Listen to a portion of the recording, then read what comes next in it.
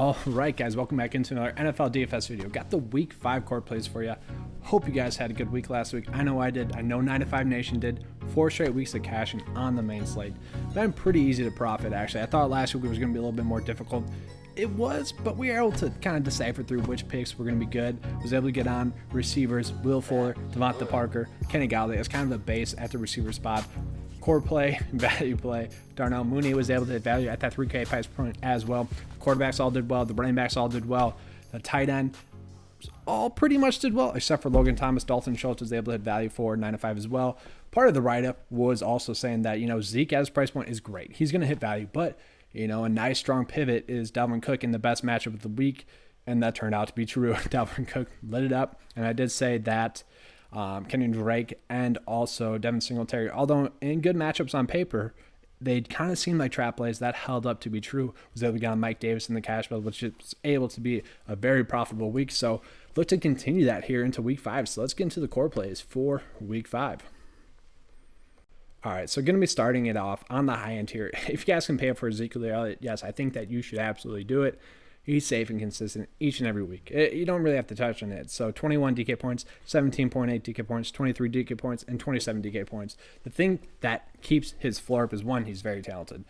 2, he's got a great matchup this week. But 3, the opportunities have been there for him. Each and every week, he's getting over 20 opportunities per game. And a guy at his caliber to be able to get those opportunities, including in the passing game, you kind of just want to lock that in each and every week. Now, there's always going to be a more optimal route, but it's nice to kind of just lock in those points. So I really do like him at that price point. After that, a popular pick, but for good reason. It's going to be Clyde Edwards-Helaire going against the Las Vegas Raiders. One of the worst in fantasy points given up to the opposing team's running back. And Clyde Edwards-Helaire, the opportunities have been there for him each and every week. Right around 20 opportunities per week. I know last week against the Patriots, he didn't exactly light it up, but 12.2, that might be his floor. And if that's his floor, I'm perfectly fine with that. Given the matchup, he should get a little bit of a production boost. And no other running backs are really taking any carries from him. So for him at that price point, I really do like. I will say James Robinson at that price point is still pretty intriguing to me. Going lower, Mike Davis, I do like. He's going to get involved in the passing game. We know the Falcons are just horrible defensively. The thing that's been keeping Mike Davis's price point and value up is the fact that he's been getting used in the receiving game not just like, but very similar to how CMC was getting used. 6 targets, 9 targets, and 8 targets in 3 games as the number 1 running back. That's going to create a super safe and consistent floor. Really like Mike Davis at that price point. It's still not high enough for the recent production that he has had. After that, the easy play would be if Raheem Mostert's out, which he's questionable right now. Kyle Shanahan is hopeful to get him back on the field. I read that as he's not going to be back on the field. If he is, then this play becomes kind of mute. But Jerick McKinnon, I really like at this price point. As the RB1 for this team, he's had 18 opportunities 2 weeks ago, and then last week he had 22 opportunities. He was able to convert that into 16.7 DK points 2 weeks ago, and then 22.7 DK points last week. He was one of the bright spots for them last week in a game that was very sloppy. Jerick McKinnon would be an absolute lock going against the Miami Dolphins, who have kind of just struggled defensively.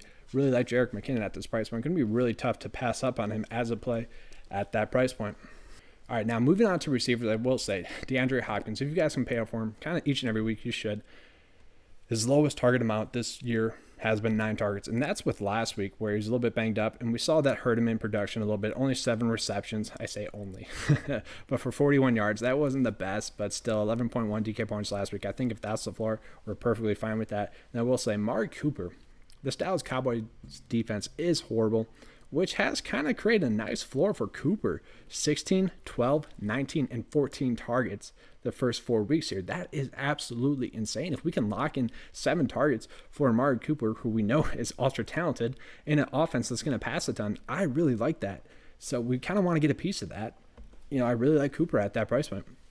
And then going lower, there's a bunch of decent, okay plays here, right in that 6K range. Perfectly fine if you guys end up on any of those guys. I get it. Deebo Samuel and Ayuk and also Russell Gage, very intriguing at their price point as well. But I don't want to make this video too long. Kind of just want to get right into the point like I always do, guys. Forget that fluff. We don't do that here. Darius Slayton, great play. Going against the Dallas Cowboys, who've been the worst against opposing receivers. 7 targets, 7 targets, 6 targets, 9 targets. We really like that. The targets have been there for him. The production has not. Daniel Jones has really struggled, but I do expect Darius Slayton to have a bounce back week. We saw him have that really huge week 1 We could really see that this week again. We know that OBJ went off against the Cowboys last week, and, to be honest, he was really struggling. He only had one big week as well. You could easily see that happening with Darius Slayton this week.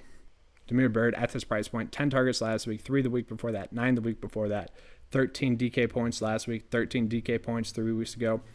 And the little dud that he had in there was 5.7 DK points, which at this price point will not kill you. So Damiere Byrd at this price point is very, very intriguing. It's going to be tough to pass up on him as a play at this price point, but there are a couple of other sneaky ones as well. So Raymond here for the Titans is also very intriguing. He only had like 2 huge plays. Okay, that's why he had 100 yards receiving. That's why he had 17.5 DK points. But looks like Adam Humphries is going to be out. I think he has COVID.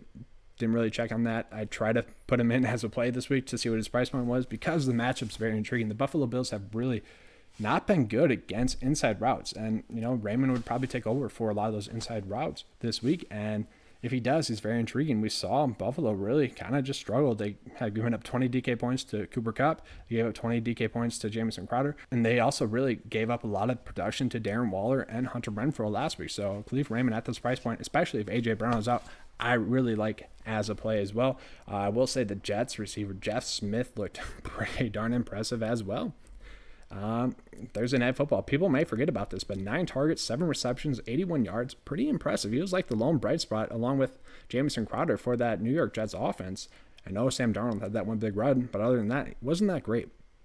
But still, if Jamison Crowder is out, that's the big key. If Jamison Crowder is out, Jeff Smith at the mid price, very, very intriguing. And there's actually one more. It's kind of crazy, the amount of decent value receiver plays that we had this week. Zacchaeus here, popping recently, 6 targets 2 weeks ago, 9 targets last week.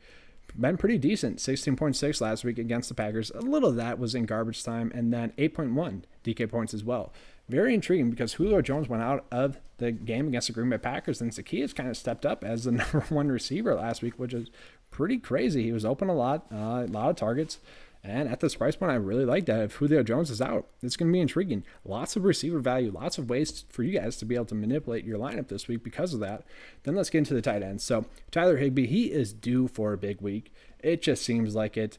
Easy matchup going against the Washington Redskins. And if we know anything about Sean McVay, he's able to spot the easy matchups. The weaknesses in the defense, that is obviously the tight end. So I do expect Higbee to get involved this week. Going down, it's kind of simple, honestly. Jonnu Smith, I already mentioned it with the Buffalo Bills. They really struggle with that inside route. I already mentioned where they struggle and how they struggle, inside routes.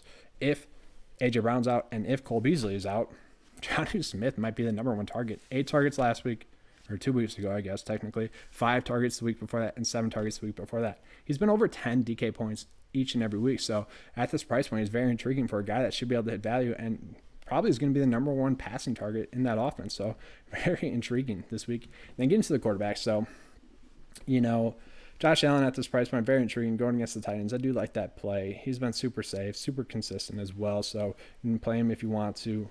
Kyler Murray, Deshaun Watson, I think they're going to be safe as well. Don't really need to touch on those plays too much for you guys. Danielle Jones going against the Cowboys, very intriguing to me. He's had 36, 32, 40, and 41 passing attempts. The passing attempts have been there. The production has not. What I like about Daniel Jones is he has a decent floor with his rushing upside. If he can cut down on the turnovers a little bit, which would lead to a couple, maybe touchdown opportunities, Daniel Jones is very, very intriguing to me at this price point, given the matchup and given how easy it is to stack him with his offensive weapons. You got Evan Ingram there. You got Darius Slayton there. You even got Golden Tate there. Very intriguing, and you can stack him pretty easily. After that, I kind of really like whichever quarterback is going to be playing for the San Francisco 49ers. If Jimmy G plays, I don't know if I exactly want to fit him in there. I'd rather pay down. I wish it was. If it's going to be C.J. Beathard, I really like that at this price point. 5.3 is pretty intriguing. The Niners really are able to create some open routes offensively, and which leads to easy completions for the quarterback. You saw that on, I think it was the first play of the game.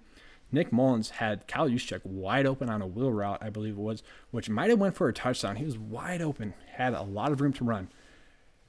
Those plays happen each week for the Niners, and C.J. Beathard looked pretty sharp last week. He's a guy at this price point, given the matchup, I think he'd easily be able to hit value. And then a very, very sneaky play, I don't even want to admit it, is Jared Stidham, price below 5K. Cam Newton will probably be out this week. They might choose to go with Stidham instead of Hoyer. And the reason I would like Stidham a little bit more in this matchup is the fact that I think the Patriots will design some run plays with him. He's a very fast quarterback, and we know the Patriots like to design the offense around their quarterback. Obviously, last week they didn't really have that option available. I think if they get a full week of preparation, they could plan in some run plays for Stidham, which would obviously raise his floor up.